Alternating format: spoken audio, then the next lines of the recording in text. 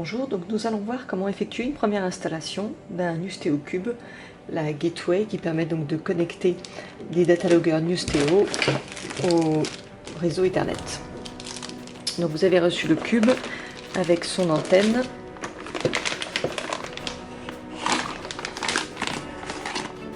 Voici le cube, le guide utilisateur et également l'alimentation.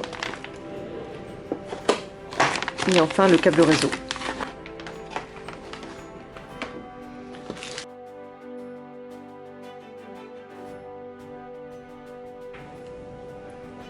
La deuxième antenne que vous voyez qui est déjà installée sert à la connexion par Wi-Fi, c'est-à-dire que là ce serait pour relier le cube par Wi-Fi jusqu'à votre box ADSL. Ensuite on va installer l'alimentation du cube. Voilà, donc une fois qu'on a ouvert les cartons, on obtient la partie alimentation qu'on va pouvoir connecter au cube, toujours sur la face arrière.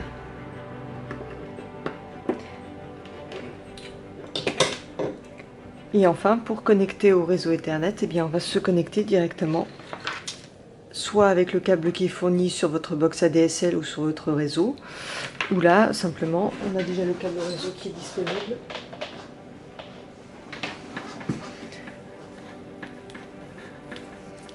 Et on va venir donc connecter le cube directement au réseau interne de l'entreprise.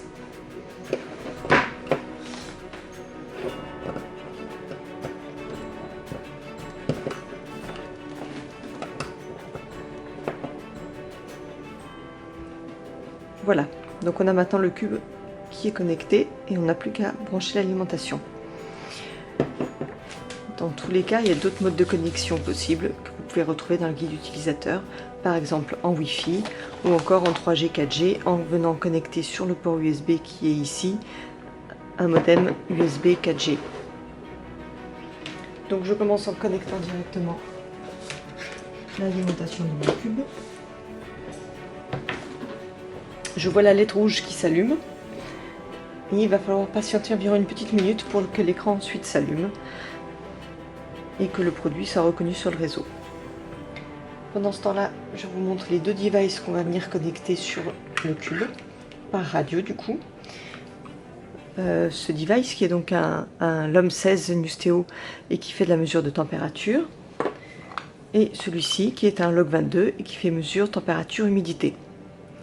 À la livraison, ces deux devices sont en mode hibernation, c'est-à-dire qu'ils sont en veille et pour le moment ils ne mesurent rien et ne transmettent pas de mesure vers le cube. Sur l'écran du cube, on voit qu'on a la connexion Ethernet et on voit qu'on a la date et l'heure qui sont à jour. Cette date et l'heure sont récupérées sur le serveur, donc la connexion a pu être établie. On voit aussi le petit symbole du serveur qui est connecté. Alors nous allons maintenant allumer chacun des dataloggers.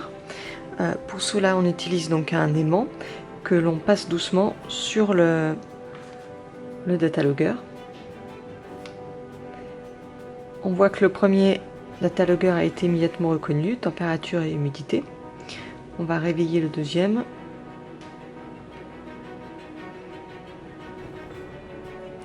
Voilà, qui est également arrivé sur l'écran. Donc maintenant ça veut dire que la communication est établie entre les différents éléments de l'infrastructure.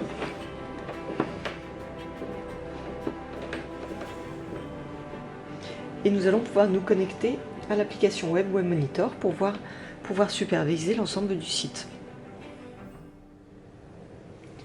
Je rentre maintenant les paramètres de connexion qui m'ont été donnés sur une petite étiquette qui était jointe au cube. Voilà, j'accède maintenant à mon interface Web Monitor.